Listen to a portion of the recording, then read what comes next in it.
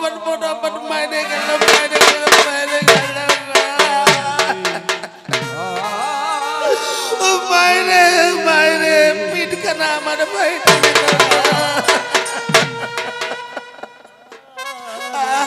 আমি প্রহরী বলে মহারাজ কখনো আমার কোথায় কান দেয় না। যাক বাবা, যার যেমন তার তেমন, আমি আমার মতো। কৃষ্ণ কৃষ্ণ হরে হরে হরে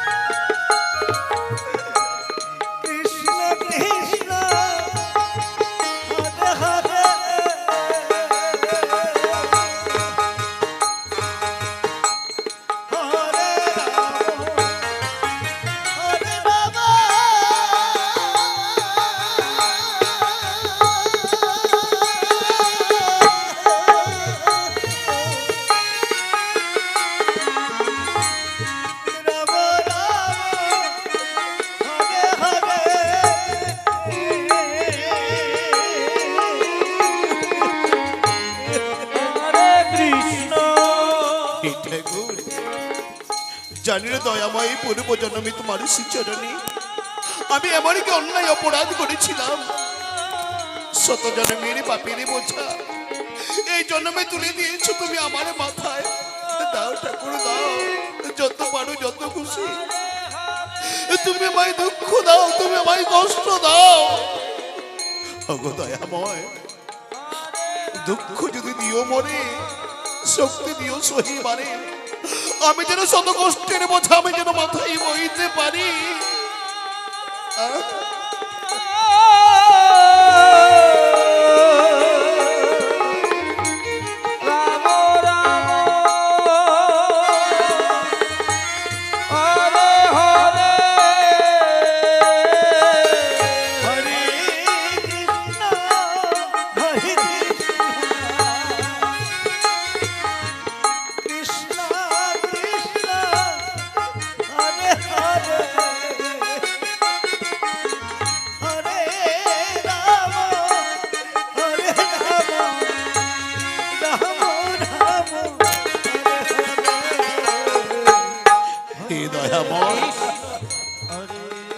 কোন পাপের ফলে এমনই অসহায় জীবন নিয়ে পাঠিয়েছ মরে এই জগৎ সংসারে। না জানি আরে কত কষ্ট, না জানি আরে কত দুঃখ সইতে হবে এই জীবনে। দয়াময়, এহনো জগৎ সংসারের এই কোনো মোর আপন জন নেই, কোনো মোর আত্মীয় স্বজন। কে শুনবে এই অভাগারে বিলাপ কান্না? কি আর দেবে আমায় সান্ত্বনা?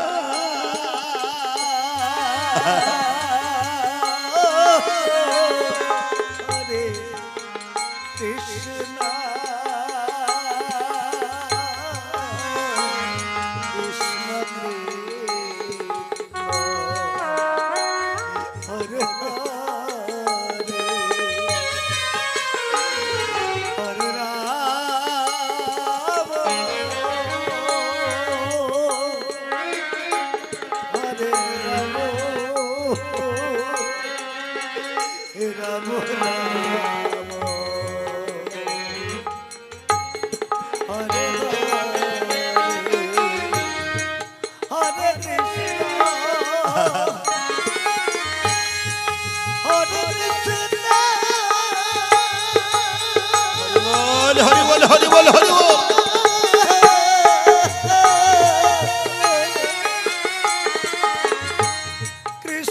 কৃষ্ণ হরে হরে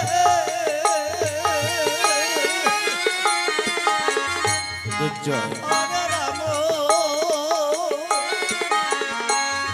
হরে রাম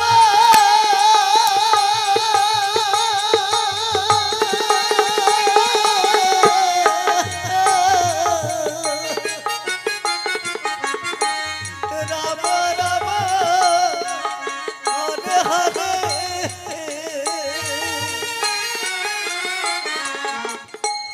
হরে কৃষ্ণ হরে কৃষ্ণ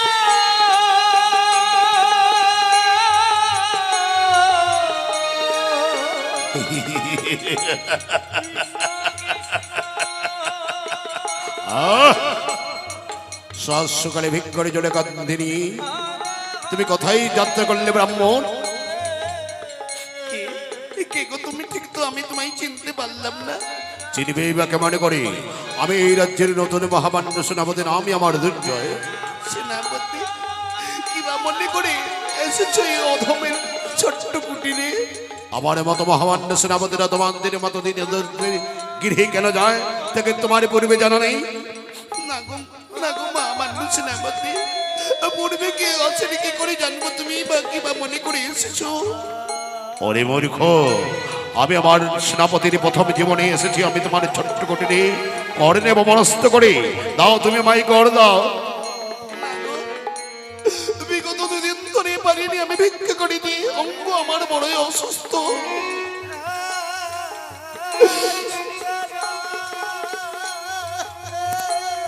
গৃহে আমার এক মুষ্টি চাউল নেই, যা আমি রন্ধন করে সেবা নেব। দেওয়ার মতো আমার কাছে যে কিচ্ছু নেই, আমি তোমায় কিছুই দিতে পারবো না। বললে চলবে না, রাজ্য বসত করতে হলে তোমায় উপযুক্ত করে দিতে হবে। দাও কর দাও। দেখি আমি তোমার ভিক্ষার ঝুলিটা, দেখি আমি তোমার ভিক্ষার ঝোলা, দেখি দেখি দেখি। না না মহারাজ, না গো আমার নিচে আমাদের এটি আমার ভক্তির বলে নেই, আমার সম্বল, এটি আমার কাজ শূন্য করে। দেখি হরে গেছে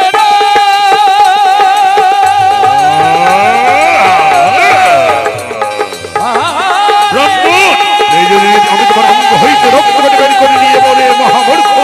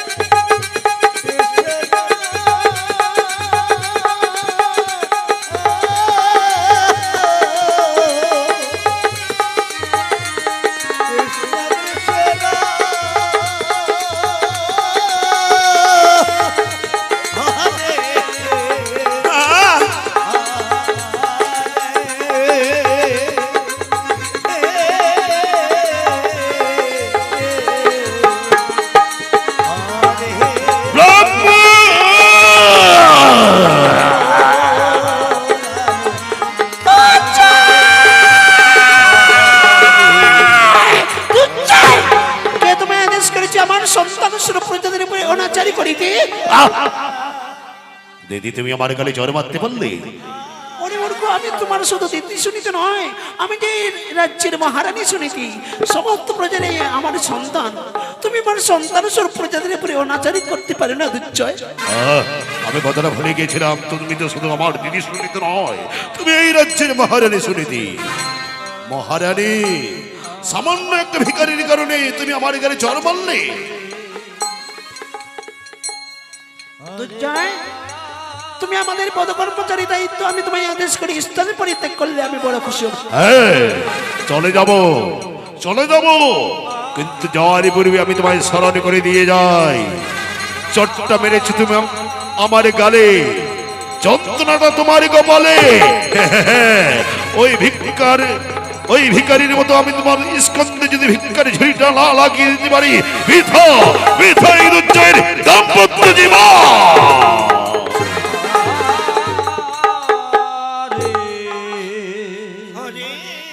বাবা ব্রাহ্মণী দেবতা, ও কারণে তোমার অঙ্গে কেন প্রহার করেছি বাবা? রানীমা, গরিব হওয়া বড়ই অপরাধ গো মা, গরিব হওয়া বড়ই অপরাধ।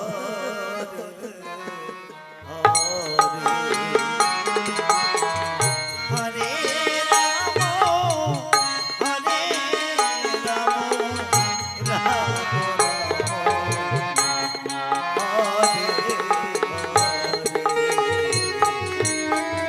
হরে কৃষ্ণ হরে মাগো, কৃষ্ণ কর দিতে পারিনি বলে দেখুন আমার অঙ্গের দিকে সেই অত্যাচারী সাক্ষাতের এই বেগে বেরিয়ে আসিতেছে আমার তাজা রক্ত। কি অঙ্গের অসহ্য যন্ত্রণা আর যে আমি সইতে পারি না।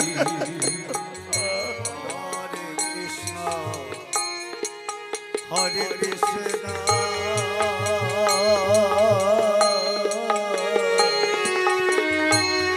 কৃষ্ণ কৃষ্ণ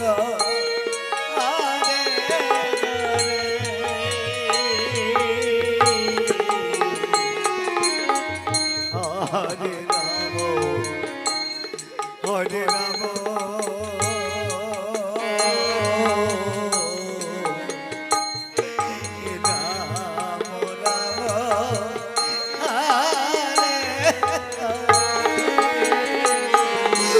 বাবা, তুমি মনে করে কেঁদো না, তোমার অঞ্চলে কারণ আমি আর সইতে পারি না। তুমি আর মনে করে কেঁদো না বাবা। মাগো, বিগত 2 দিন ধরেই ছিলাম বড় অসুস্থ, পারিনি যেতে ভিক্ষা করিতে। এখানে যে এক মুষ্টি চাউল নেই যা আমি রন্ধন করে সেবা নেব। বাবা ব্রাহ্মণী দেবতা, আমি তোমায় সযত্নে আমি আমাদের রাজকীয় রন্ধন গৃহে নিয়ে যাব। আমি তোমায় পূর্ণ উদরে সেবা দেব। এসো না গো, এসো, তুমি আমার সঙ্গে এসো। হরে কৃষ্ণ হরে কৃষ্ণ কৃষ্ণ কৃষ্ণ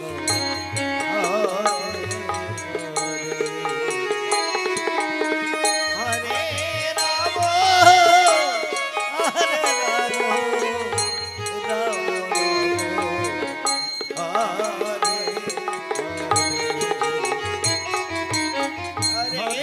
রানীমা, কৃষ্ণ সেই সেবা কি আমার কপালে সইবে গো মা? কৃষ্ণ কেন সইবে না বাবা? আমি এই রাজ্যের মহারানী, তোমরা আমার সন্তান স্বরূপ। আমি যদি মা হয়ে সন্তানকে না সেবা দিতে পারি, আমি কেমন মা? এসো না গো ব্রাহ্মণ দেবতা, আমি তোমায় সযত্নে নিয়ে যাবো। আমি তোমায় পূর্ণ উদরে সেবা দেব।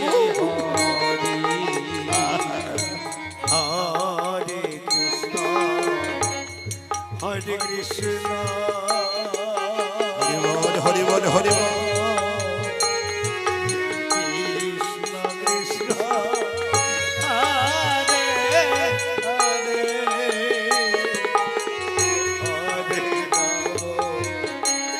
হরে রাম রাম রাম হরে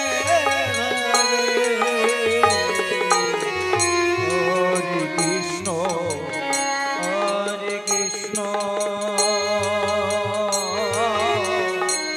কৃষ্ণ কৃষ্ণ হরে হরে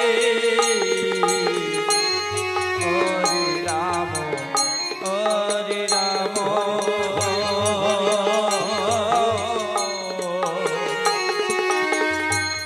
রাম রাম হরে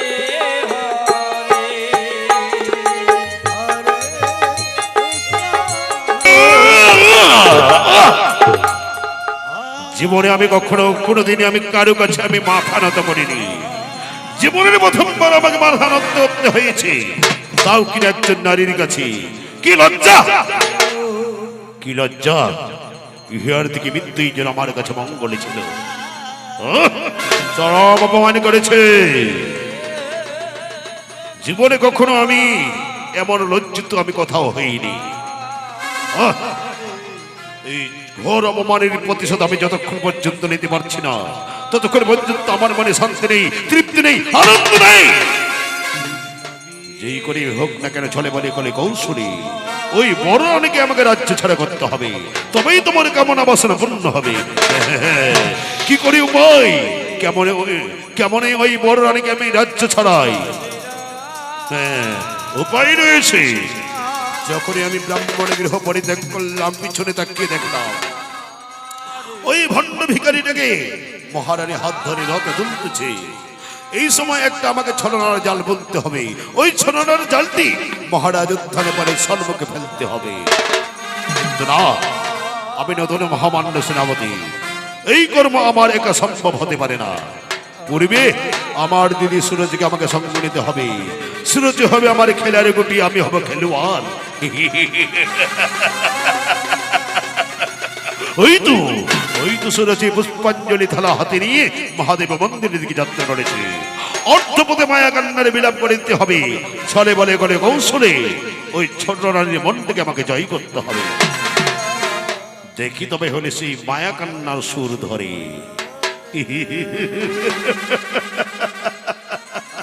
হায়রে আমার বাসার হৃদয়, কান্নার সুর আসছে না, কি করে কাঁদবো তাও যেন ভেবে স্থির করতে পারি না। সম্পর্কের বাদনে সুরজ হবে আমার দিদি, তবে হলে দিদি দিদি বলে আত্মনাদ করি। দিদি, ওরে দিদি।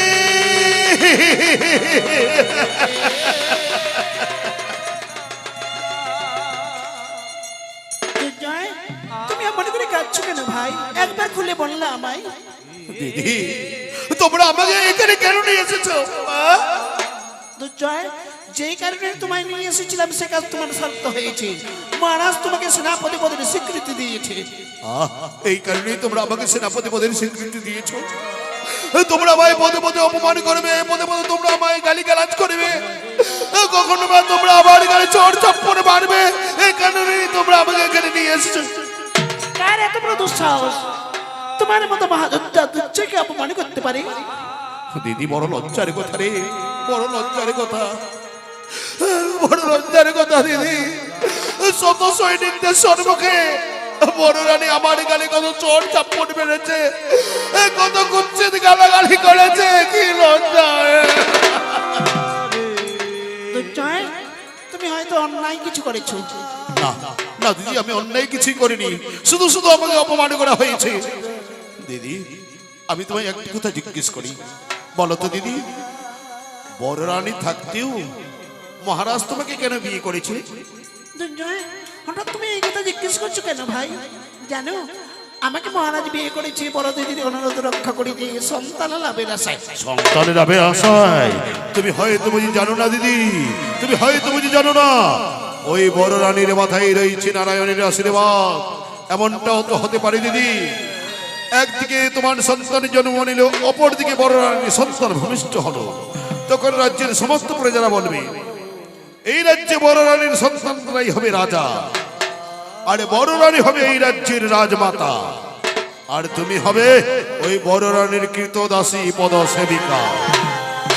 শুনো দিদি, তুমি আর আমি একই মায়ের গর্ভজাতক সন্তান, আমি তোমার দুঃখ কষ্ট জ্বালা যন্ত্রণা আমি সহ্য করতে পারবো না। তাই তো বলছি, বড় রানী তোমার পথে রেখাটা আর তাকে পথে রাখা চলবে না। তুই জয়, বড় দিদি আমার মায়ের মতো, মাতৃস্বরূপিণীর অন্তরে আমি কখনোই ব্যথা দিতে পারবো না। পারবে না? না পারলে আমার কাজেও শর্ত হবে না। আমি আর এক মুহূর্তে এখানে থাকবো না, আমি চলে যাবো দিদি, আর কখনোই ফিরে আসবো না। তুমি চলে গেলে আমি যে বড় একা হয়ে যাবো ভাই। ছেড়ে যাস নে আমায়, ছেড়ে যাস নে ভাই। তবে হলে কথা দাও, আমি তোমাকে যা বলবো তুমি তাই করবে। তা কি করে সম্ভব হয় রে ভাই? শোনো দিদি, আমি অসম্ভবকে সম্ভব করে তুলবো, এটা অতি গোপন তত্ত্ব। এসো এই তত্ত্ব কথা আমি তোমার করুণ মনে প্রকাশ করি। এসো দিদি, এসো এসো।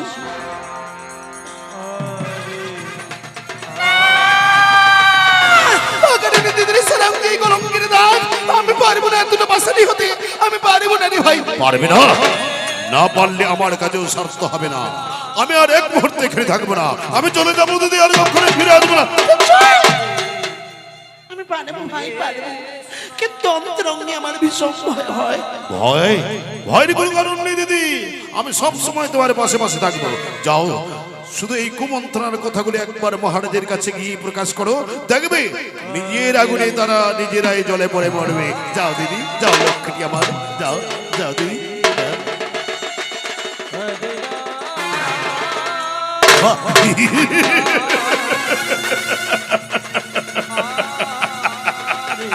আমার কুমন্ত্রণায় ছোট রানী পা বাড়িয়েছে। সুরতি হবে আমার খেলার গুটি, আমি হব খেলোয়াড়। সুরতি হবে আগুন, আমি হব বাতাস। বাতাসের বেগে আগুনের লিলি হাতে জ্বলবে জ্বলবে সারা জীবন করে মহারাজ শক্তি জ্বলবে মহারাজ উত্থান পাল।